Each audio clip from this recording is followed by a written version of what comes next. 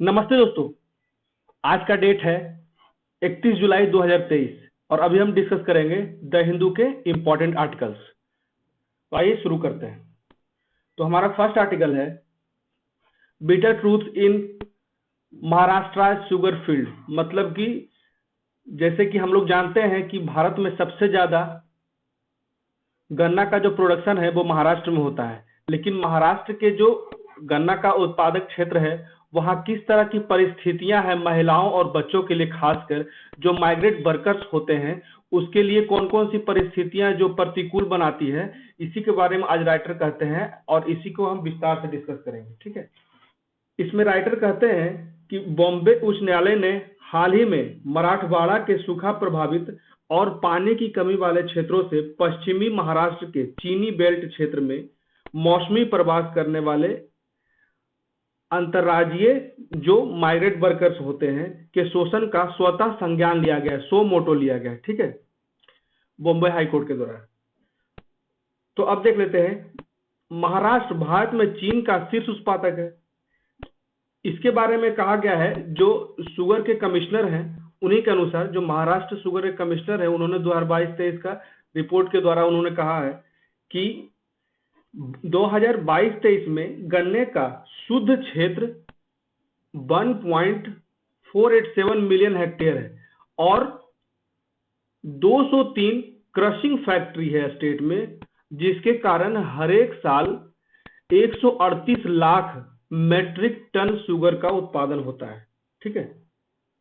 तो यद्यपि अंतरराज्यीय प्रवासी श्रमिक गन्ना उद्योग और आर्थिक विकास की रीढ़ हैं, लेकिन वे कई दशक से गंभीर रूप से हाशिए पर और उत्पीड़ित रहे हैं। इस प्रवासी कार्यबल मजदूर की अनिश्चितता को ध्यान में रखते हुए उच्च न्यायालय ने महाराष्ट्र सरकार से उनके मुद्दे के समाधान के लिए विभिन्न विभागों, एक नोडल अधिकारी के साथ के अधिकारियों की एक समिति बनाने की बात कही।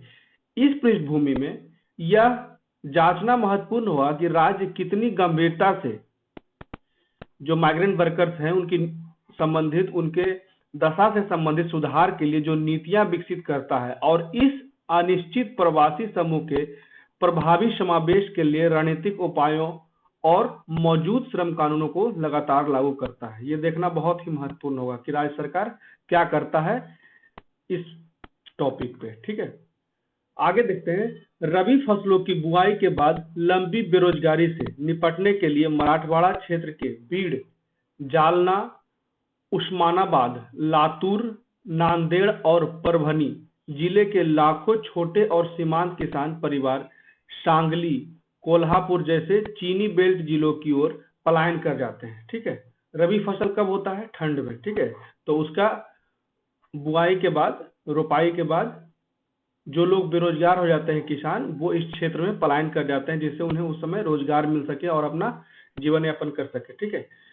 तो गन्ना काटने और कारखाने में काम करने के लिए पुणे, सतारा, सोलापुर और अहमदनगर जैसे क्षेत्र लंबे समय तक सूखे की स्थिति, बार बार फसल की विफलता, कर्ज और गंभीर बेरोजगारी मराठवाड़ा के ग्रामीण श्रमिकों के लिए एक सबसे बड़ी स्थिति पैदा कर देता है, जिसके कारण उन्हें मौसमी रूप से पलायन करना पड़ता है रोजगार पाने के लिए। ठीक है। इसलिए स्रोत और गंतव्य दोनों पर उनकी भेदता को संबोधित करने के लिए एक दीर्घकालिक और व्यापक नीति की आवश्यकता है, जिससे उनका सुधार हो सके, उनके जीवन की दशा का सुधार हो सके। देख लेते हैं मुकदम क्या होता है। ये श्रमिकों को लाने वाला, मजदूरों को रखने वाला कार्य पे ठेकेदार होता है। ठीक है। राज्य सरकार को गन्ना उद्योग में मुकदम मतलब कि श्रम ठेकेदार के माध्यम से प्रवासी श्रमिकों की भर्ती की प्रचलित शोषणकारी संरचना में हस्तक्षेप करना होगा। मुकदम का चीनी कारखानों के साथ कोयता श्रमिक जोड़ नेक्सस होता है कि आपूर्ति करने का अनुबंध है और वह श्रमिकों को भुगतान करने के लिए अग्रिम पहले ही वो तय कर लेते हैं कि इतना ही मूल्य दूंगा और उसके बाद उसमें वर्किंग आवर्स नहीं जोड़ा जाता है। ठीक है। तो मुकदम प्रणाली चीनी कारखानों को बड़ी मात्रा में अस्थायी, सस्ते, विश्वसनीय और कुशल कार्यबल की आपूर्ति का आश्वासन देते हैं। ठीक है। तो यहाँ पे मैं इंग्लिश में इसलिए लिखा हूँ कि इंग्लिश में ज्यादा क्लियर हो रहा है। Because of eco political reason the mukadam system remain the focal point ये मेन पॉइंट है जहाँ पे जैसे ये मुकदम हो गया, यहाँ पे मजदूर है और यहाँ पे चीनी उद्योग है, ठीक है। तो मुकदम बीच का नेक्सस है जिससे ये दोनों को गठजोड़ करता है। तो यही बोला जाता है, ये फोकल पॉइंट है। Migrant worker are very dependent on the mukadam. तो पर्यावरण राजनीतिक कारणों से मुकदम प्रणाली केंद्र बिंदु बनी हुई है। प्रवासी श्रमिक मुकदम पर बहुत अधिक निर्भर रहते हैं। नतीजतन यह प्रवासी श्रमिकों को नियंत्रित करने के लिए पर्याप्त जगह बनाता है, श्रम कानूनों का उल्लंघन कर देता है। यही मुकदम, ठीक है, प्रवासी श्रमिकों पे अनेक प्रकार का वायलेशन करता है, ठीक है। और कारखाने और श्रमिकों के बीच कोई भी संबंध स्थापित करने के लिए प्रतिकूल स्थितियां पैदा करता है।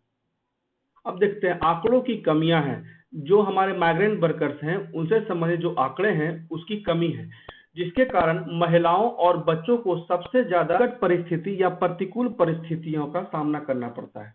जैसे अपर्याप्त डेटा मौसमी प्रवासियों के लिए सार्थक नीतियां तैयार करने में बाधा बनता है, खासकर जब महिला जब आएगी तो उसके बच्चे भी साथ में आएंगे, और बच्चे बड़े पैमाने पर अदृश्य और अप्राप्य हैं, ठीक है। इसलिए मतलब कि उनका डेटा अभी भी सरकार के दस्तावेज में शामिल नहीं किया गया है, ठीक है। इसलिए मौसमी प्रवासियों का विश्वसनीय डेटा बैंक बनाने के लिए आवधिक और समयबद्ध गणना अभ्यास महत्वपूर्ण है। यहाँ पे ये भी एक बात कही जाती है कि आंकड़ों की कमी के कारण जो महिलाएं और बच्चों की दुर्दशा हो रही है, यहाँ पे और भी दो चीजें देखने की है। पहला जो पॉइंट है गन्ने की कटाई, ठीक है, और दूसरा पॉइंट है जो महिला श्रमिक होते हैं ये गन्ना को ढोते हैं, ठीक है, सिर पे। उसके बाद तीसरा जो पॉइंट है, यही महिला ट्रक या ट्रॉली पर ढोकर लेके जाते हैं। ये काम जो होता है शाम में होता है, संध्या के समय होता है, जिसके कारण कि अच्छे से दिखाई नहीं दे और आसपास के लोग उसको अपोज ना करें। तो यह कार्य करते समय अनेक प्रकार का लोडिंग हो जाता है, जिसके कारण उन्हें अनेक शारीरिक समस्याओं का सामना करना पड़ता है, और इस कारण उनके शरीर में एक परेशानी हो जाती है, उसे कहते हैं, जिसके कारण उनके शरीर में एक परेशानी हो जाती है जिसे कहते हैं मस्कुलोस्केलेटल विकार, ठीक है। इसके कारण उनके शरीर के जो हड्डियां होती है वो कमजोर होने लगती है, जिससे उनके शारीरिक स्त्री रोग, अनेक प्रकार के रोग होने लगते हैं, ठीक है। और भी समस्याएं हैं जो महिलाएं होती है, वो या तो बहुत कम उम्र की होती है, अनपढ़ होती है, अशिक्षा की शिकार होती है। उसके बाद कम उम्र के होने के कारण जो गर्भावस्था होती है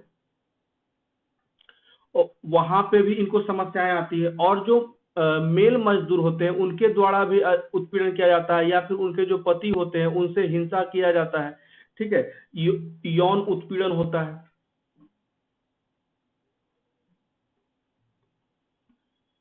ठीक है। तो ये समस्याएं भी प्रमुख है जिसके कारण जो माइग्रेंट वर्कर्स हैं उसमें महिलाएं और बच्चों को शिक्षा नहीं मिल पाता है, सही तरीके से पोषण नहीं मिल पाता है, जिसके कारण उन्हें अनेक प्रकार की शारीरिक समस्याएं होती है, ठीक है। तो ये भी ध्यान रखना। तो इसी पे कहते हैं महाराष्ट्र सरकार के महिला एवं बाल विकास विभाग द्वारा 2022 में एक प्रौद्योगिकी सहायता प्राप्त माइग्रेशन ट्रैकिंग सिस्टम, ठीक है, MTS एप्लीकेशन लॉन्च किया गया, जिसे देश में अपनी तरह की पहली योजना कहा जाता है, जो कि जो माइग्रेंट वर्कर्स हैं उनके ट्रैक करने के लिए, उनके डेटा को बनाने के लिए एक सही कदम माना जा रहा है। अब विस्तार से देख लेते हैं कि माइग्रेशन ट्रैकिंग सिस्टम क्या है। तो माइग्रेशन ट्रैकिंग सिस्टम जो है ने शुरू में पोषण, टीकाकरण और प्रारंभिक बचपन की देखभाल और एकीकृत बाल विकास सेवाओं की निरंतरता सुनिश्चित करने के लिए स्रोत और गंतव्य क्षेत्रों में बच्चों, गर्भवती महिलाओं और स्तनपान कराने वाली महिलाओं की गणना और ट्रैक करने के लिए आदिवासी जिलों में मौसमी प्रवासियों पर ध्यान केंद्रित करता है। हालांकि MTS जो है वो मौसमी प्रवास करने वाले परिवारों और उनकी वर्तमान रोजगार की स्थिति, वेतन संरचना और पात्रता कवरेज के लिए एक व्यापक तस्वीर बनने में विफल रह गई, इसका डाटा स्टोर करने में विफल रह गई। तो विस्तारित दायरे के साथ संशोधित एमटीएस जो है का उपयोग राज्य के चीनी बेल्ट और अन्य मौसमी प्रवास गलियारों में प्रवासियों की गणना करने, गतिशीलता को समझने और विशिष्ट आवश्यकताओं और हस्तक्षेप को स्पष्ट रूप से चिन्हित करने के लिए किया जा सकता है। इसमें राइटर कहते हैं, हालांकि राष्ट्रीय शिक्षा नीति 2020 सभी के लिए सम्मान की स्थिति पैदा करता और समावेशी शिक्षा पर जोर देती है, लेकिन जो बच्चे अपने माता पिता के साथ गन्ना के खेत में जाते हैं उनके शिक्षा के अधिकार का खुलेआम उल्लंघन हो रहा है। ठीक है, तो पर्याप्त वैकल्पिक स्कूली शिक्षा मॉडल नहीं है जो बदले में उनकी शिक्षा को प्रभावित करते हैं। संभवतः उन्हें बाल श्रम के लिए मजबूर किया जाता है। International institute for population science, ठीक है, और यूनेस्को 2022 ने अपने संयुक्त अध्ययन में पाया कि इन बच्चों के स्कूल से शारीरिक रूप से अनुपस्थित होने के बावजूद ड्रॉप आउट, ठीक है, कई मामले में स्कूल के रिकॉर्ड इस बात को स्वीकार नहीं करते। तो अब यही कहा जा रहा है कि सरकार को इनके दशा को सुधारने के लिए एक निश्चित कदम उठाना चाहिए। इसी के लिए उन्हें हस्तक्षेप करने की आवश्यकता है। यह सुनिश्चित करने के लिए हस्तक्षेप की आवश्यकता है कि मौसमी प्रवासियों को न्याय तक पहुंच मिले और उन्हें सुरक्षित और स्वस्थ कामकाज और रहने की स्थिति की गारंटी मिले। राज्य सरकार को आगे आना चाहिए और लक्षित और समयबद्ध हस्तक्षेप तैयार करने के लिए विभिन्न मंत्रालयों और विभाग के साथ सहयोग करना चाहिए।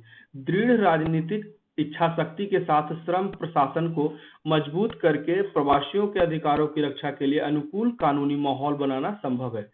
एक तरफ अपने सभी मानवीय दायित्वों को पूरा करने के लिए एक सशक्त और समावेशी अर्थव्यवस्था की दृष्टि से इसे अमृतकाल कहा जा रहा है। अभी प्रधानमंत्री मोदी ने बोला कि ये 75वां वर्ष चल रहा है, इसे अमृतकाल कहते हैं स्वतंत्रता का। ये जो काल है 75 से 100 के बीच का, इस काल को अमृतकाल कहते हैं। इसी पे कहा जा रहा है राइटर के द्वारा कि एक तरह से तो हम लोग अपने देश को अमृतकाल कहते हैं और अपने देश के ही मजदूरों के साथ ये दुर्दशा हो रही है और उसके सुधार के लिए सरकार पर्याप्त कदम नहीं उठा पा रही है। वहीं दूसरी तरफ राज्य के पदाधिकारी लगातार मौसमी प्रवासियों के विशाल समूह की पीड़ा की उपेक्षा करते रहे हैं। मैंने भी बोला ना, ध्यान नहीं दे रही, उन्हें छोड़ देते हैं असहाय और खतरे में। इस धोखे को रोकना होगा और विशिष्ट कार्रवाई करने की आवश्यकता है सरकार द्वारा। ठीक है, तो ये था पूरा आर्टिकल। अब दूसरा आर्टिकल देख लेते हैं।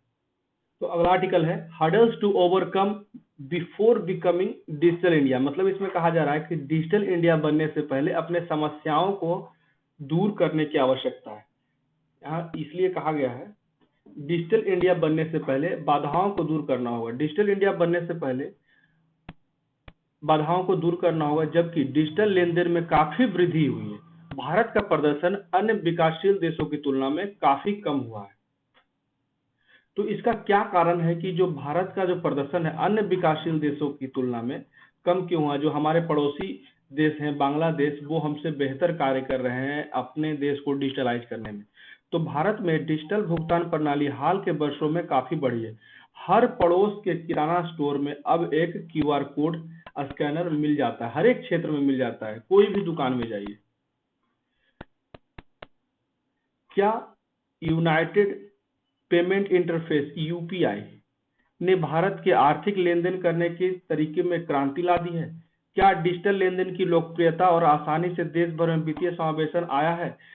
अन्य देशों की तुलना में भारत कहाँ खड़ा है? इन सारे सवालों का पे विचार करते हैं राइटर और कहते हैं भुगतान के तरीके। 2016 में यूपीआई की शुरुआत के बाद इस मोड में लेन-देन का मूल्य और मात्रा में वृद्धि हुआ। यह अच्छी तरह से प्रलेखित किया गया कि नवंबर 2016 में नोटबंदी और 2020 में कोविड-19 लॉकडाउन डिजिटल भुगतान को व्यापक रूप से, ये दोनों परिस्थितियां थी, नोटबंदी और लॉकडाउन के कारण डिजिटलाइजेशन हमारा और तेजी से बढ़ा। ठीक है, यूपीआई जैसे इंटरफेस का और ज्यादा प्रसार हुआ। ठीक है, तो जून 2021 से अप्रैल 2023 तक यूपीआई भुगतान 6% की औसत मासिक दर से बढ़ा, मासिक दर से। ठीक है, और एनईएफटी, आईएमपीएस और डेबिट कार्ड भुगतान के लिए संबंधित आंकड़े क्रमशः 3% और 1.5%, मतलब कि एनईएफटी, आईएमपीएस और डेबिट कार्ड के भुगतान के तुलना में यूपीआई जो है वो बहुत तेजी से बढ़ा। इससे पता चलता है कि भुगतान के अन्य सभी तरीकों की तुलना में यूपीआई की लोकप्रियता तेजी से बढ़ी। देश में डिजिटल खुदरा भुगतान के कुल मूल्य में यूपीआई भुगतान की हिस्सेदारी 2021 के मध्य में 20% से बढ़कर मार्च 2023 के लगभग 27%, 7% का वृद्धि हो गया। ठीक है, इसके विपरीत इसी अवधि में एनईएफटी लेनदेन की हिस्सेदारी में लगभग 10 अंकों का गिरावट आया। इसमें तो 7% में वृद्धि हुई। ठीक है, यहाँ 7% का वृद्धि हुआ, यहाँ पे 10% का गिरावट हुआ।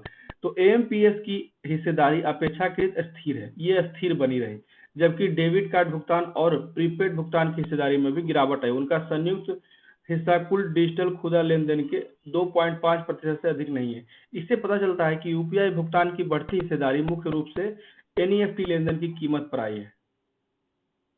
ऐसा इसलिए हो सकता है क्योंकि यूपीआई और आईएमपीएस दोनों एनईएफटी के विपरीत वास्तविक समय भुगतान निपटान प्रणाली है। ठीक है, रियल टाइम पेमेंट करता है। अब देख लेते हैं वित्तीय समावेश।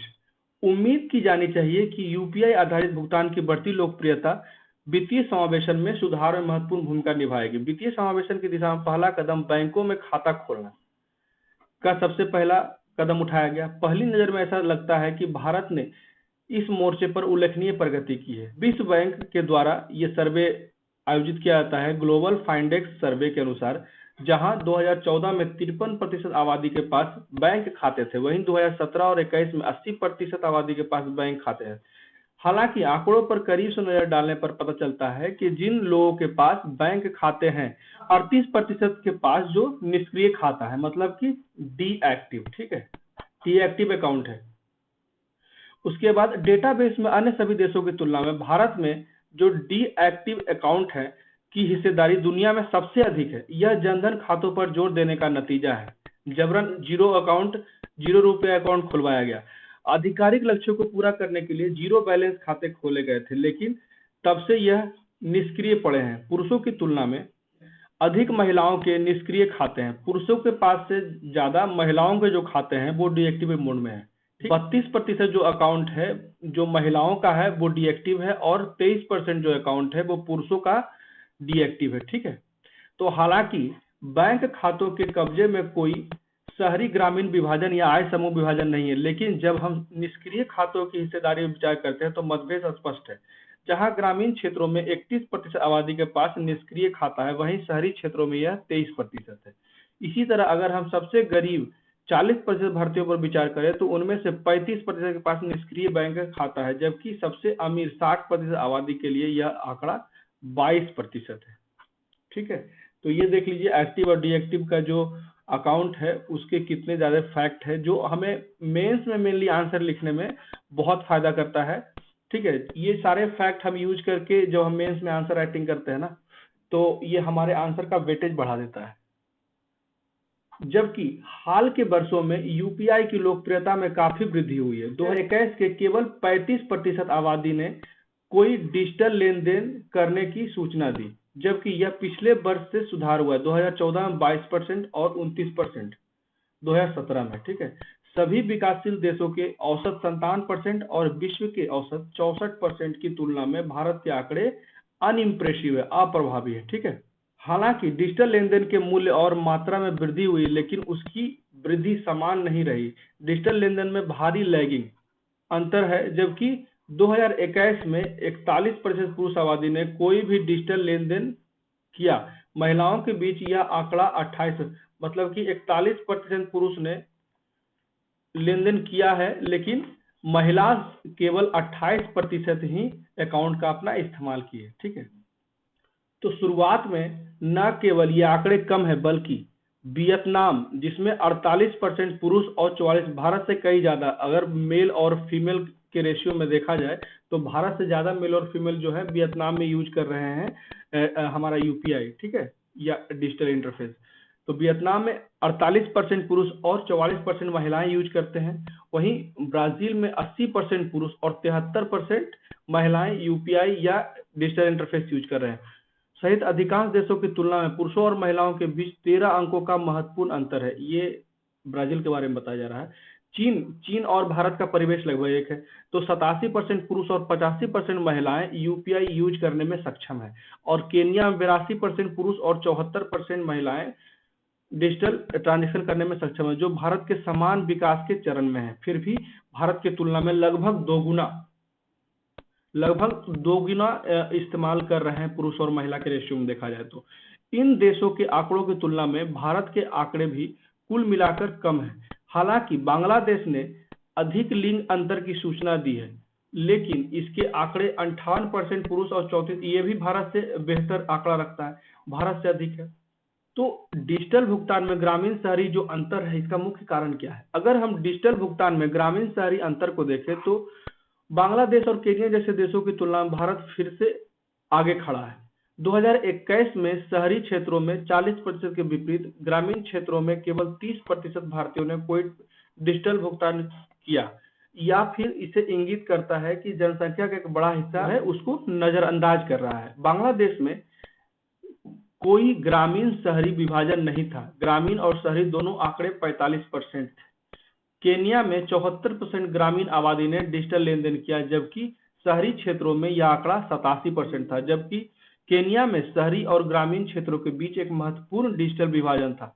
यह तथ्य प्रभावशाली है कि 70% से अधिक आबादी डिजिटल भुगतान पारिस्थितिकी तंत्र इकोसिस्टम का हिस्सा थी। ठीक है, इसलिए कहा जा रहा है कि भारत अपने समान विकासशील देशों की तुलना में भी बहुत सा पीछे है डिजिटल भुगतान करने में।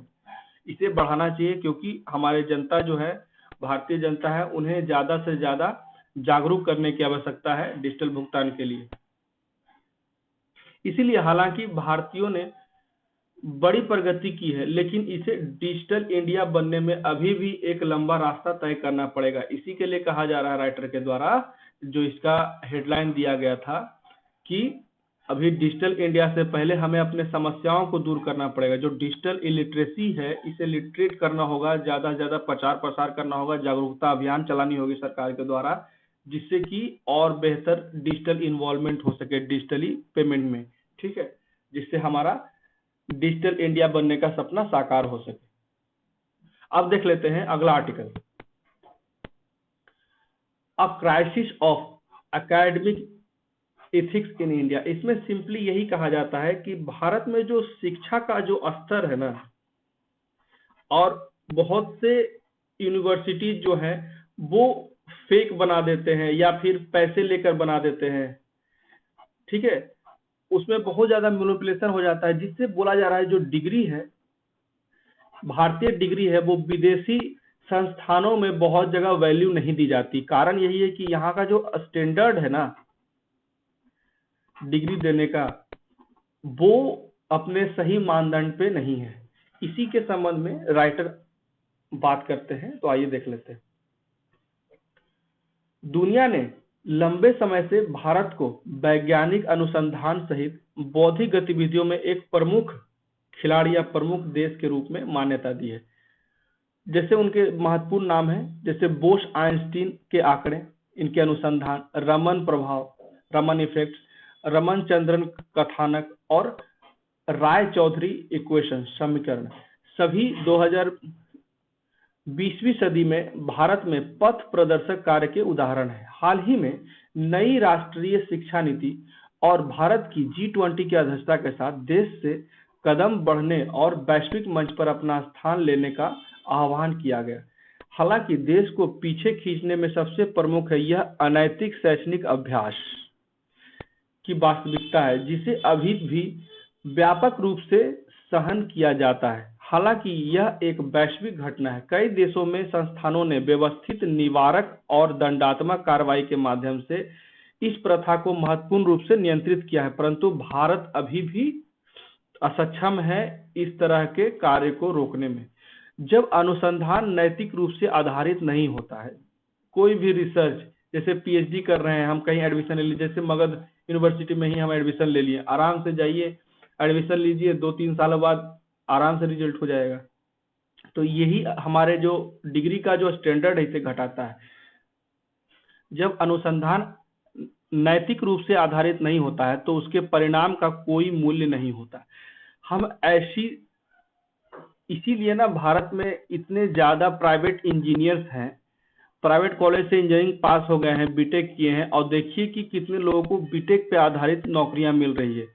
कोई बीटेक चाय वाला है, कोई पानी पूरी वाला है, तो कारण यही है कि हमारे जो शिक्षा का स्टैंडर्ड है, डिग्री देने का स्टैंडर्ड है, वो प्रभावित है, वो मैनिपुलेटेड है, वो कंप्रोमाइज्ड है। ठीक है,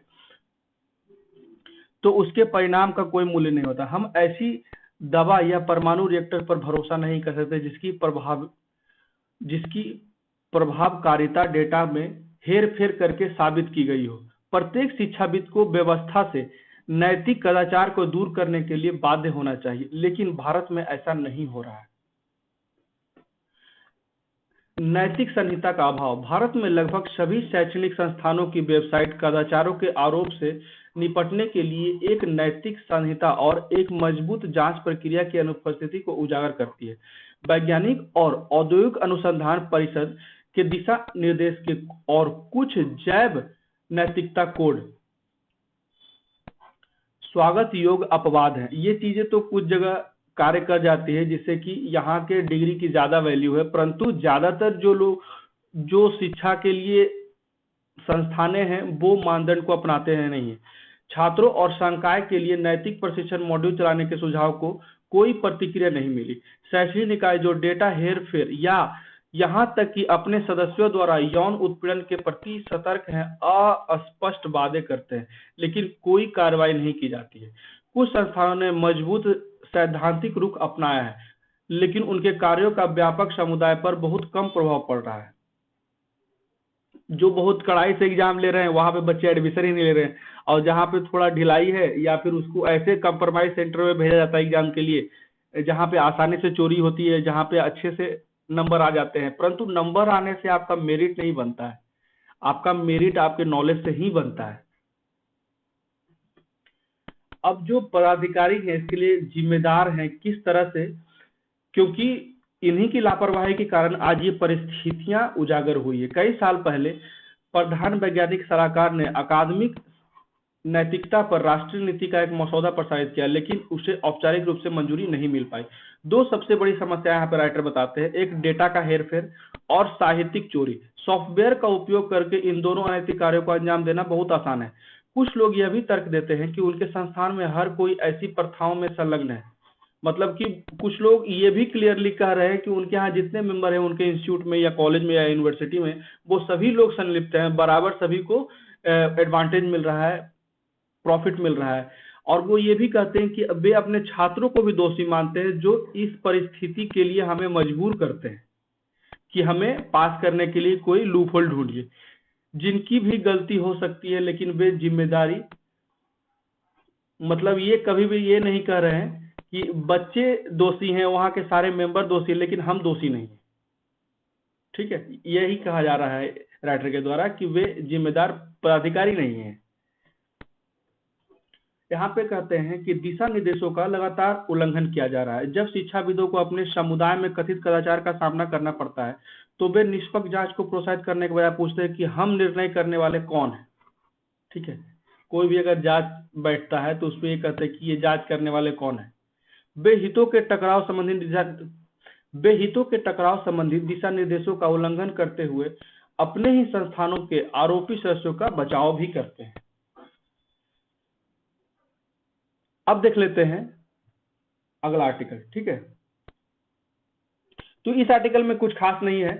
यहाँ पे दो इंडियन मिलिट्री जो है यहाँ पे दो इंडियन मिलिट्री एयरक्राफ्ट जो है वो कोको आइलैंड गई है। इसी का एक न्यूज आया था द हिंदू के आर्टिकल में। तो ये कोको जो है वो ऑस्ट्रेलिया के स्वामित्व में है, और ये कोको और ऑस्ट्रेलिया के बीच में काफी दूरी है, लगभग 2900 किलोमीटर है। ठीक है, तो इसी के लिए बस इस लोकेशन को ध्यान में रखने के लिए मैं आज ये आर्टिकल डिस्कस कर रहा हूँ। बस जैसे कि देखिए ये कोको आइलैंड है, यहाँ पे ऑस्ट्रेलिया का स्वामित्व है और अच्छी खासी दूरी है यहाँ पे। तो यहीं पे दो इंडियन मिलिट्री का जो एयरक्राफ्ट है उतरा है, इसी पे ये न्यूज आई है। तो यहाँ पे देखिए 2950 किलोमीटर दूरी है पर्थ से, ऑस्ट्रेलिया के पर्थ से कोको आइलैंड का। तो ये याद रखिएगा कि ये देखिए यहाँ पे पैसिफिक ओशन है, यहाँ पे इंडियन ओशन है, तो ये कंफ्यूज नहीं होना है। इंडियन ओशन में ही हमारा कोको आइलैंड है। ठीक है, तो ये था आज का आर्टिकल जो आज हमने डिस्कस किया। जितने भी इंपॉर्टेंट आर्टिकल थे वो हम डिस्कस किए।